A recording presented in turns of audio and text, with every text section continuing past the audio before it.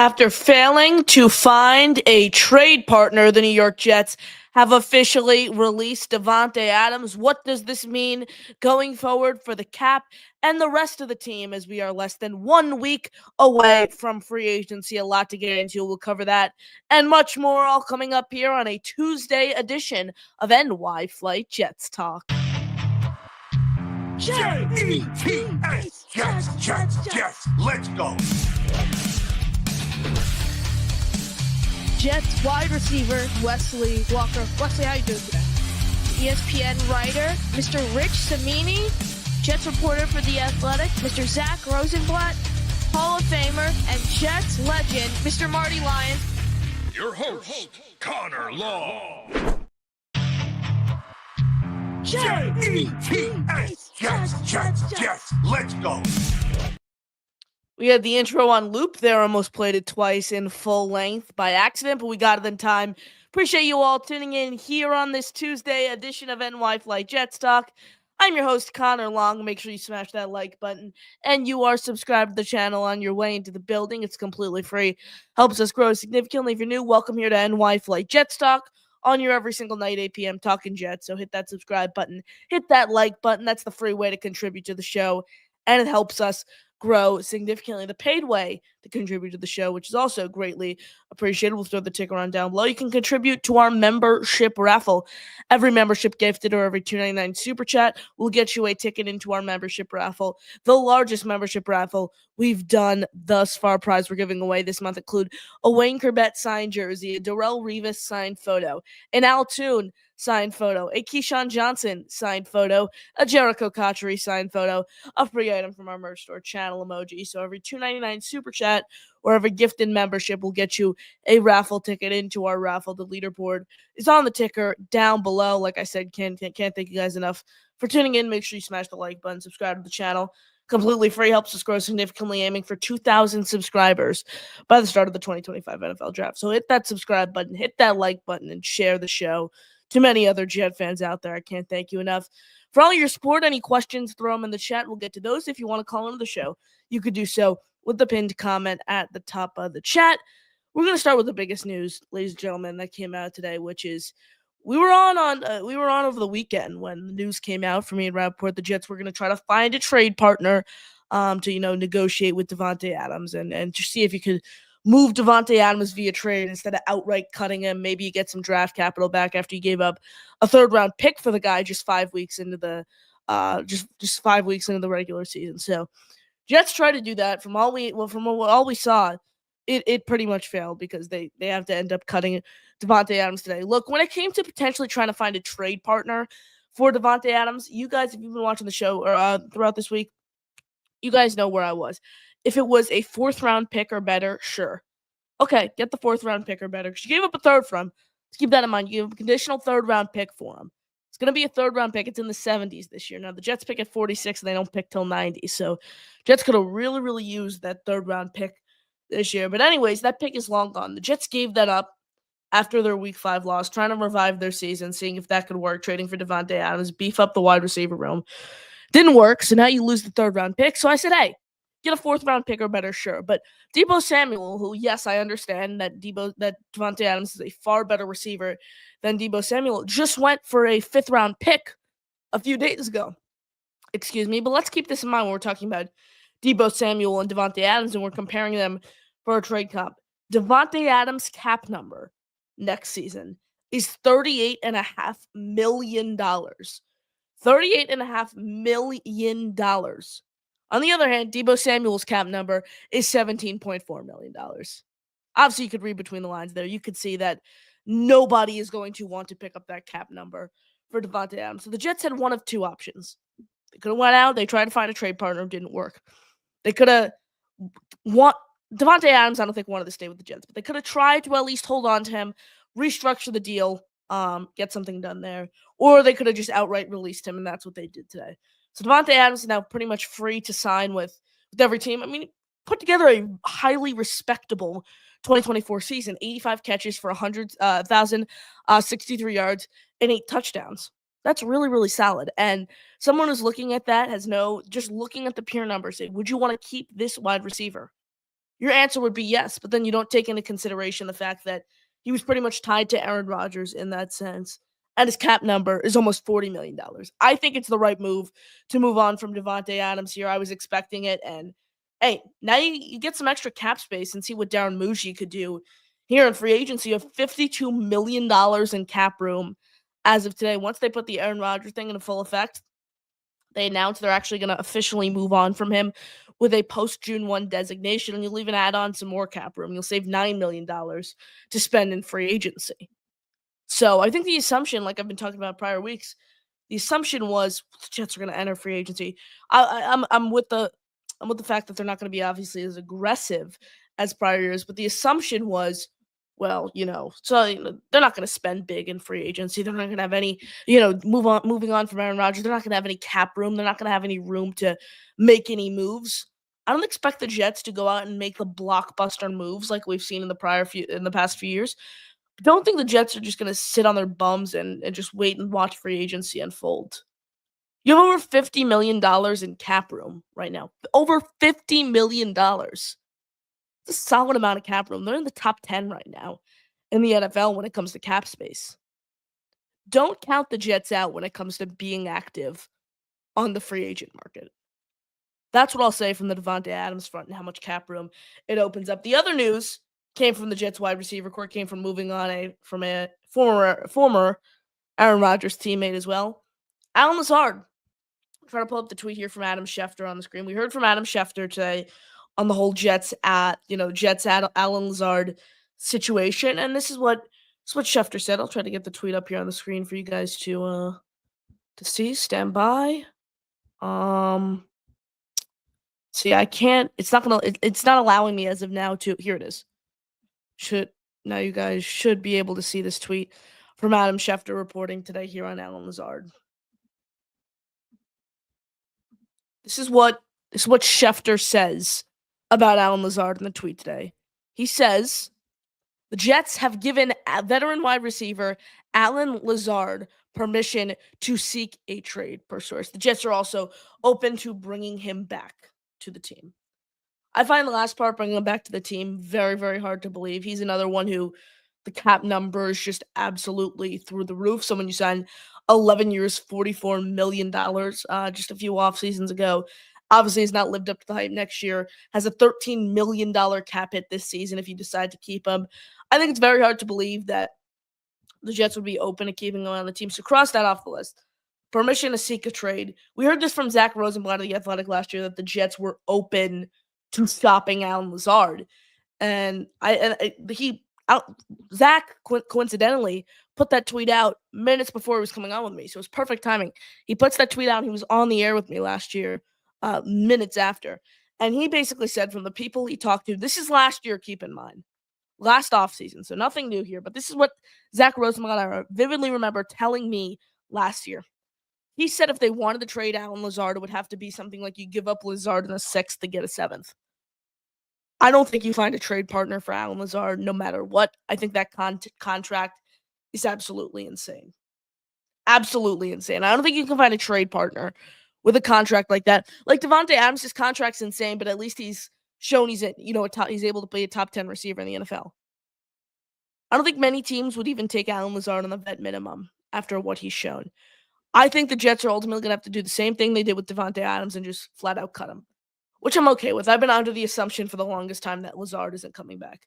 He had an embarrassing 2023 season, his first year with the team. When they first signed him in free agency, they hoped he was going to be that reliable option to the reliable number 2 type guy to pair next Garrett Wilson. And then we all know what happened 4 plays into the season. He lost his buddy, the reason he came here. And then Zach was even scratched for the game, the whole thing, kicking around soccer balls. And Jason Brownlee, Xavier Gibson got opportunities over him. It was a mess. Then 2024, he got off to an okay start. I'll say that. Got off to an okay start. We're going to remember the Hail Mary. We'll say that. We're going to remember the Hail Mary touchdown in week 6. That's going to be the biggest takeaway from the Allen Lazard Jets tenure. That Hail Mary touchdown in week 6 of the Bills game. However, I remember writing a column for Jets X Factor just a few weeks into the season how many people thought Lazard was having a bounce-back season. Overall, it wasn't the case. His drop rate over the past few years is embarrassing. 17.9% drop rate, the highest among any receiver in the NFL since 2023. Embarrassing. Embarrassing to say the very least. It's hard to believe you're telling me a guy like that who, again, couldn't produce anything without Aaron Rodgers. Someone who's going to count $13 million against the cap next season when you're trying to get rid of those veteran guys who were, Rodgers' boys. I can't roster someone like that at $13 million. Like I said, some might not even roster him at the veteran minimum, and people are talking about potentially keeping him on the team next year. Give me a break. So what I think is going to have to happen to Lazard is same thing with Davante Adams. You move on from him. Then after that, you take Davante Adams, you take Allen Lazard out of the equation before free agency, looking overall at the Jets depth chart. You have Garrett Wilson. You have Malachi Corley. You have Xavier Gibson. Malik Taylor is an unrestricted free agent who was trending towards potentially making the roster as like a wide receiver 6 type guy, special teamer. And then he tore his Achilles right before the season starts. And then Irv Charles, who's a pure special teamer. You can bring him back on an ERFA tender. Other than that, those are the 3 receivers you have under contract who have NFL experience. That's it. That's it. So I think I want the Jets to be very, very active in the wide receiver market in free agency. Here are the 2 names that insiders have constantly linked the Jets to. Again, not names I want, names the Jets constantly have been linked to. 2 names, honestly, I'm not fans of either one of them, but I'm not fans of either one of them for sure as wide receiver 2 options. A 3 or 4, you could sell me on them. But as wide receiver 2 options to play opposite Garrett Wilson, these guys don't get the deal done for me. Number 1, Tim Patrick. Has the connection to Aaron Glenn. He was with Detroit this past season. And then he was in Denver with Darren Muji for a handful of years. Obviously, has the connection to Tanner Engstrand as well, the Jets OC. So Patrick's really interesting. 32 years old. Kind of nearing the back end of his career. His top 2 seasons came 4 or 5 years ago. It was 2020 and 2021.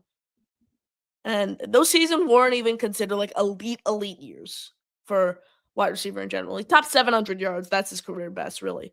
Topping 700 yards in 2 consecutive seasons is elite. I'm not saying that's bad for a wide receiver, but that doesn't scream, boom, wide receiver 2 potential, someone who could come in and effectively replace. Like, there are not many Davante Adams in the NFL, but I don't think he could do half the.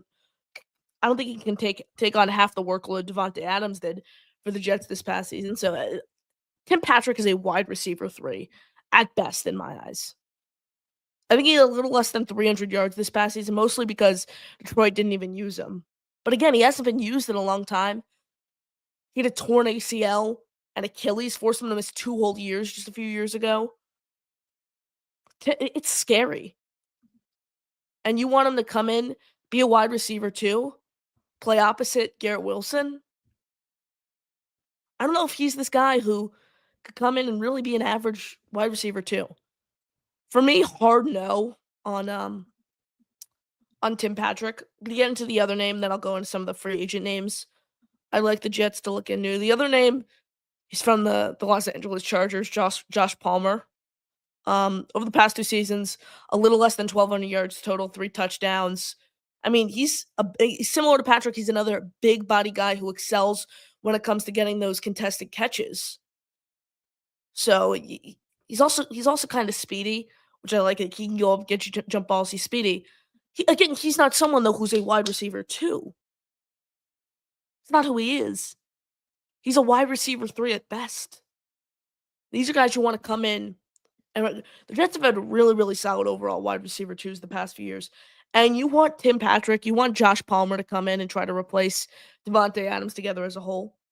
Sorry, you're not getting it out of those guys. Those are both wide receiver 3s at the NFL level. They're high, they're middle of the road, they're high end 4s, middle of the road 3s, super low end 2s. Those are who those guys are. Palmer makes sense because with the Chargers, they have Quentin Johnston and Ladd McConkey. So it's like these are 2 guys who over the past few years you can't really take a fair evaluation of them because they haven't gotten the opportunity with the pieces overall around them. Like with Patrick, you have Jameson Williams, you have Amon-Ra St. Brown, you have Sam Laporta, you have Jahmyr Gibbs catching balls out of the backfield. You have all these elite pieces, so I'm not going to, go crazy on him for only having 200 something yards. And then Josh Palmer, it's still hard to judge a little. The Chargers love to utilize that run game. So if Quentin Johnson led McConkey to elite wide receivers ahead of him. That's where I am overall on the two wide receivers. The Jets have been constantly linked to as free agent targets. I'm not in on it. I don't get the Josh Palmer. I don't get the Tim Patrick love overall. Moving into some guys, I think the Jets should at least explore options. The Jets should explore in free agency. Overall, a ton of free agent wide receivers this year. A lot of free agent wide receivers, and you're looking at this market 5 years ago, there are just elite names everywhere. Looking at this 5 years ago, you got Stephon Diggs, Keenan Allen, Amari Cooper, Chris Godwin, Brandon Cooks, Deontay Johnson, D-Hop, Mike Williams, Robert Woods, Hollywood Brown, Darius Slay, all these names that 5 years ago you're looking at this list, you're like, this is the best freaking wide receiver free agency group we've had in such a long time. Now looking at it, you have a bunch of veterans. Like Stephon Diggs coming off a gruesome leg injury, who's 31. He's going to command about $14 million a year. Keenan Allen is going to turn 33 before the season starts, looking to command about $11 million a season. Chris Godwin's 29. Brandon Cooks, 31. Like a very veteran-focused wide receiver group in free agency this offseason. The way I look at it is I want to take someone who has been able to here's the thing. I want players who know what it's like to win, but I also know players how to deal with losing. You don't want to lose, but you want to have someone who knows what it's like to. You want to have the guys who knows what it's like to win, and you want to have the guys who are eager to win, who haven't won before but are eager to win. Guys who are also able to put up numbers no matter who the quarterback is. A name I'm really looking for in free agency when it comes to wide receiver room is Darius Slayton. I'm really, really high on Darius Slayton. Was with the Giants the past few seasons. Has put up over 700 yards with crappy quarterback play. Has a rapport with Tyrod Taylor. Who's either going to be a starter or a high-end backup for this team. Isn't going to cost you the house. I'd say Darius Slayton, 1 year, $10 million. That's what you're looking at with Darius Slayton overall. I like him. 28 years old. Like I said, quarterback proof. Been with the Giants, lives in New Jersey. I like Darius Slayton as a potential target. Another one, if you want to go really, really cheap, Matt Collins. 1 year, $6 million. He's someone who put up numbers with the Bills team this past season, provided some special teams value. Not as a wide receiver 2, but we're talking that depth piece, that wide receiver 3, that wide receiver 4 type guy. Because we're focused right now on filling the wide receiver 2 hole, rightfully so. Then we forget. You need to fill out a lot of it. I think you need at least to add 3 total wide receivers this offseason.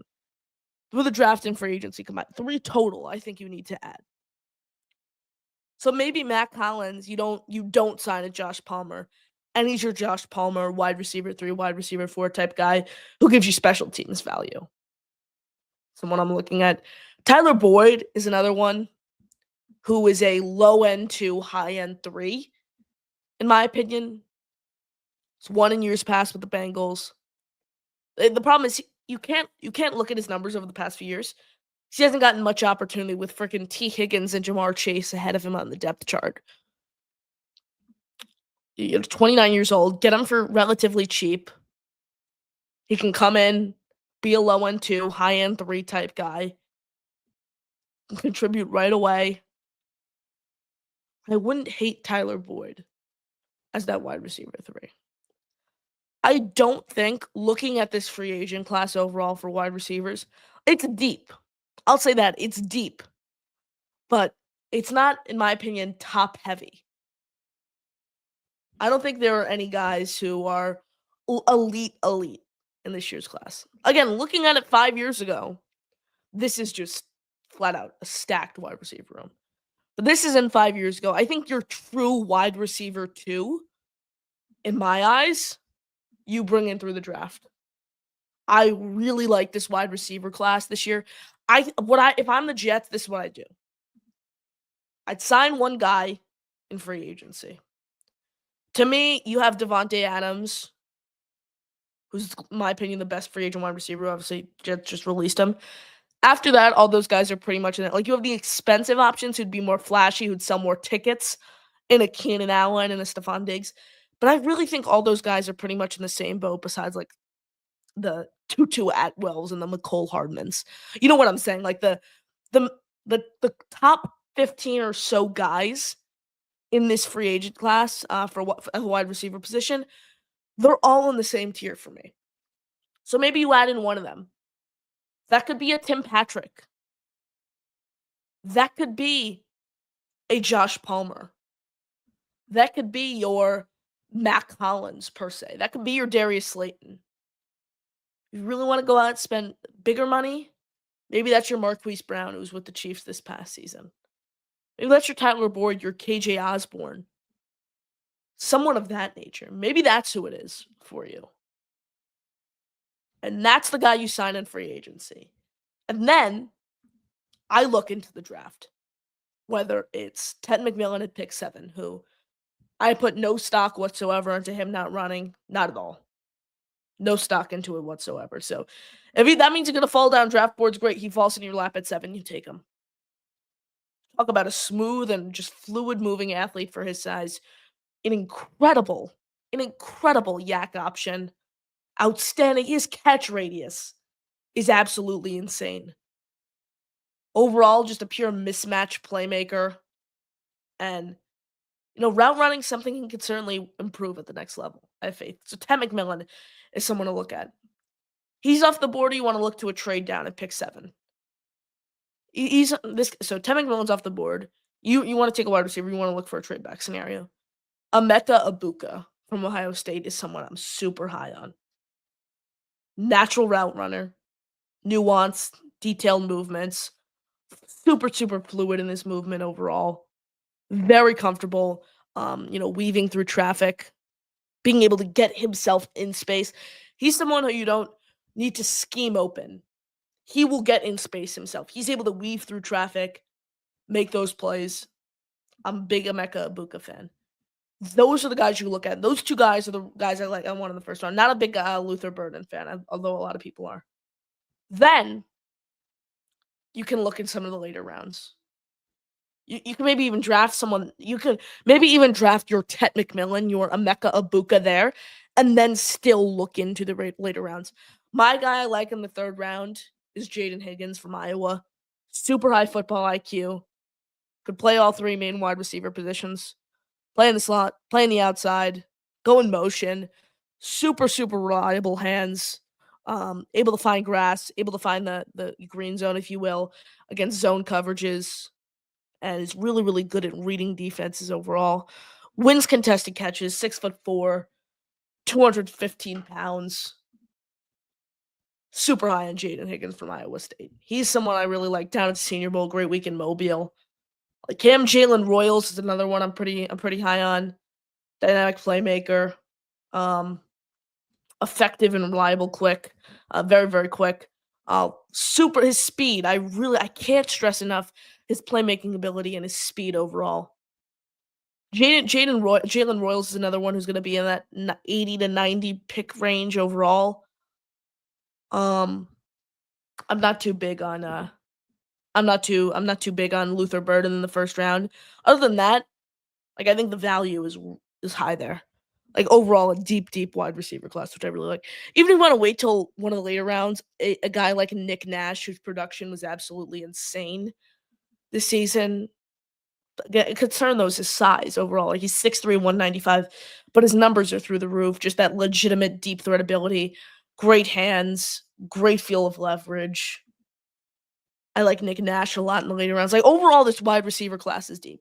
If I'm the Jets, what I do is I sign one of those guys I view in the same tier in free agency. So one of those low end 2, high end 3 type guys. You sign one of those guys. And then you draft 2. Whether that's a doubling up on a Jaden Higgins and Trey Harris, whether that's going, Ted McMillan and Jalen Royals or Savion Willis, something like that. I want them to draft 2 receivers and sign 1 in free agency. That's my ideal plan to fill the wide receiver hole. That's where I am.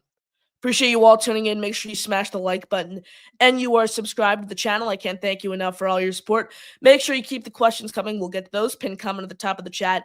If you want to call into the show, talk all things New York Jets football, super chats come up first here on the screen.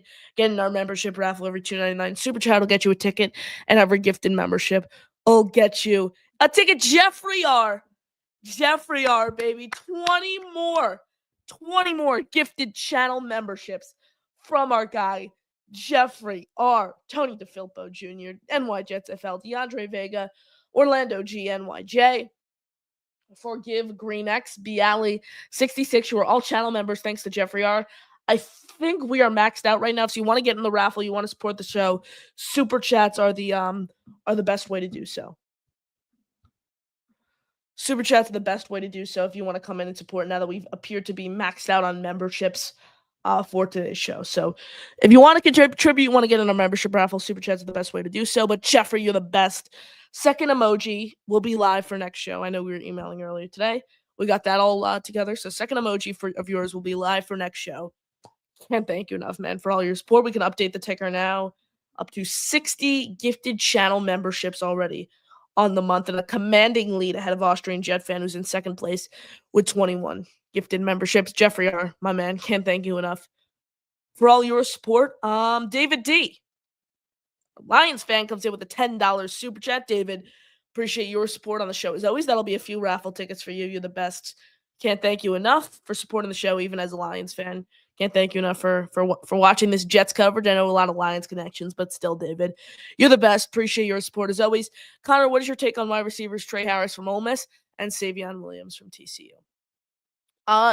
2 guys I like on round 3, round 4 guys. I could start with Savion Williams. I really like his height and his speed overall, 6'2", 225. Super explosive after the catch. Great physicality as a route runner. He has upside. He just turned 23, but he has upside. One thing I don't like, he doesn't have those natural hands, that massive catch radius like a Ted McMillan does, or like a Jaden Higgins does. That's the one thing he's lacking. He doesn't possess that. So if you could, you can't coach that. That's the thing. You can't coach that natural ability to just go up and get the ball. For me, that's the one thing he's lacking. So that's where I am on Savion Williams. Hey, he's there in round 4. You take him, in my opinion. So that's where I'm on Savion Williams. For Trey Harris of Ole Miss, he's another one I pretty much put in that same tier. 6'3", 210 pounds. He was at the Shrine Bowl. Not too old. Turns 23. He just turned 23. He has that prototypical big body build, 6'3", 210. I like his body control overall. Like, he has the body control and the catch radius that a Savion Williams doesn't have. He has that natural body control. He has that natural catch radius that I still want to see unlocked in Savion Williams before I use a top pick on him. Overall, great route runner. He has that versatility. You can put him slot. You can put him on the outside. Has that overall alignment versatility. I like Trey Harris. I like Savion Williams. Put them in the same tier. If I had to make a pick, though, I'd say Trey Harris. Appreciate the support, David, and I appreciate you tuning in here on the show as always. Let's see, where are we in the chat? Highlight Haven, looking back at it now, was the Adams trade last season just a panic deal? Good question. It's tough because time of the trade, it wasn't. They fired the head coach Robert Saleh 5 games in. It was right after the firing they made that trade, and it felt like Woody Johnson started the panic. Although they were only 2-3. 2-3 isn't the prototypical. You don't want to start 2-3 for a team that all I hate, but it wasn't like you started 0-5. At the time, I liked the move. I thought it significantly beefed up the wide receiver core because I don't think the wide receiver room really had all that. Mike Williams started to struggle early. That's something I think that had to do with it. I think we thought Mike Williams was going to come in and be that wide receiver 2 to Garrett Wilson. He couldn't do it. Looking back in hindsight, yes, it was a panic move because you won 5 games. But at the same time, a few bounces go your way. You win 10 games, you get into the playoffs, you go 9-8, 10-7, you're in the playoffs. People aren't viewing it as a panic move. So the way the season shook out, yes, now it is viewed as a panic move. And at the time, I do believe it was a panic move. But let's say, if this makes sense, Highlight Haven, if the Jets somehow went into the playoffs, it would not have been viewed as a panic move. Therese says Greg Zuerlein's still with the Jets. He is, but not for long. Once the new league year opens up, boom, he's released. That's what's going to happen. 203 Grinch, wide receiver 3, who's wide receiver 2. We spoke about wide receiver 2, 203 Grinch, for about like the first 15 minutes of the show if you're just tuning in. I don't think they're going to get a true wide receiver 2 in the building unless it's Emeka Egbuka or Ted McMillan. Those are their other 2 options, pretty much, for an elite wide receiver 2. Jets Afterburners podcast, either Dan or Liam in the house. Appreciate you tuning in. Hop on over there, guys. Give them a sub. Some of the best Jets podcasts, podcasters, best content creators. Hit them with a sub. Come right back over here. Give them a sub. Give them a follow. Dan and Liam are the best. I think Thursdays at 9 is when they're on. So like I said, shoot them a sub. Shoot them a follow. They're the best. Wild Wave, channel member, moderator in the house. Wild Wave, good to see you. Appreciate your support as always.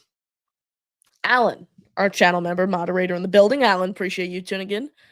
Appreciate your support here on the show as always. I'm intrigued by Dyami Brown, young with untapped upside. Curious if he sees the writing on the wall in DC. I don't think Dyami Brown would come to the Jets. He's an interesting one. First few years in the league, he struggled. Regular season again this year, he struggled. I think he had only like a little over 300 yards, a touchdown, probably had about 25, 30 catches. But then the freaking playoffs is when he turned it on. Yeah, here. Let me pull it up. Yeah, here it is. Dyami Brown in the postseason, 14 receptions for 229 yards and a touchdown. He came close to his regular season production in just a couple playoff games. He's someone who struggled in the regular season, then put together a nice postseason. I certainly agree. He has that potential. 6 foot, 195 pounds, only 20 years old. 25 years old, excuse me. 20 would be crazy. He's only 25 years old still, though. I think he goes back to DC on some sort of extension. If your question's related to the Jets, could you see him coming here? I don't think he has any business wanting to be a New York Jet. By any means. So that's where I am on Dyami Brown. Great question, though. 203 Grinch, pair Warren and Wilson.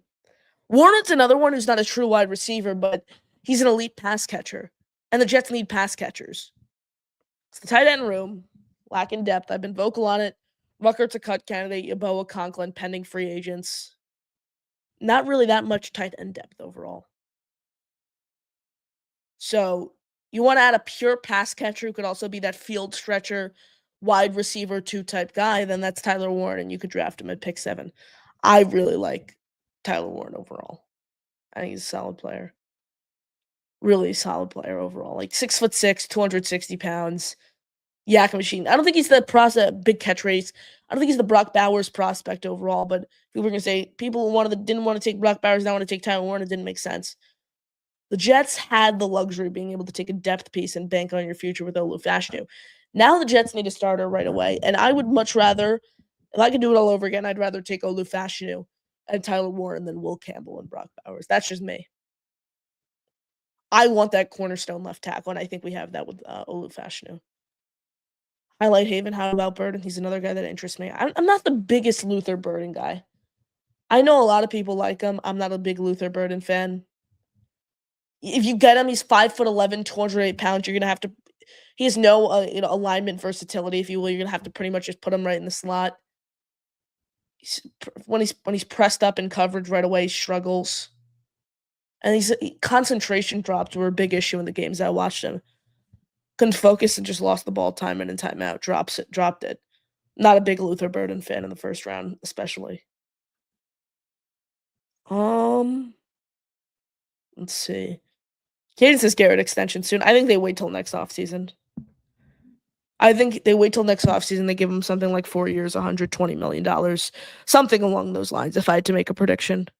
But I agree, pay Garrett now. Just pay him now before the price goes up. It's only going to get more expensive as each day goes on. That's where I am on Garrett Wilson. Talking all things New York Jets here on a Tuesday edition of NY Flight Jets Talk. Connor Long with you. Make sure you smash the like button and you are subscribed to the channel. I can't thank you enough for all your support. That's completely free and it helps us grow significantly. Gonna wrap up here soon, so last chance calling the show. Pin comment at the top of the chat. Last chance to get your questions in. Tomorrow, Wednesday, Matt O'Leary joins us in his weekly spot. Thursday, still I think we're still cooking something up for Thursday. Friday, there will be a pre-recorded show airing at 8 p.m. because Friday I have plans, but that doesn't matter. Still be content on the channel. We're going to be pre-recording with the guest whose interview will air Friday. Great draft guy. So if you want to ask him any questions and find out who it is first off, join the Discord. Well, you have the opportunity to do so just through that link in the chat.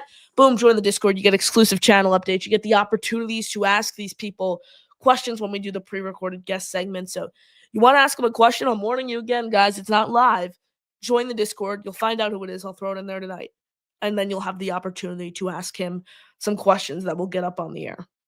So that's your opportunity if you want to ask our special draft analyst who we're going to have on some questions about the draft, some questions about the Jets in general. So you could do there. We'll end with this one from Teresa. Do you know why the Jets didn't draft Bo Nix? I really thought he was a great quarterback in college. I don't think the Jets were going to draft a quarterback last year. I really didn't. I thought it was going to be either Olu, Brock Bauer. I thought it was going to be offensive lineman or pass catcher. I thought it was either going to be Ola Fashanu, Joe Alt, Troy Fatanu, J.C. Latham, or Brock Bowers, Romo Dunze, Malik Neighbors, and Marvin Harrison if some of those guys somehow fell. That's the way I viewed it. I didn't think they were going to want to take a quarterback last year by any means. Overall, that's why I didn't think they took Bo Nix. Honestly, I wasn't a big fan of his coming out of college. So I'm happy they didn't take Bo Nix. I think his success is purely attributed to coaching in Denver. That's where I'm on Bo Nix. Happy they didn't take him. Happy they didn't take a quarterback last year in general. That's my take on it. Appreciate the question, Teresa, though. Great thought. I think that's going to do it for me here on this Tuesday evening. Make sure you smash the like button. Subscribe to the channel. Join the Discord if you want to ask our guests some questions. Recorded tomorrow night, so throw them. I'll let you know who it is tonight. Throw them in there, and then we'll ask them tomorrow night if you guys have any questions for them. If not, all good. Can't thank you guys enough for all your support. That'll do it for me. I'm your host, Connor Long, signing off here on this Tuesday edition of NY Flight Jets Talk. JTS, Jets, Jets, Jets.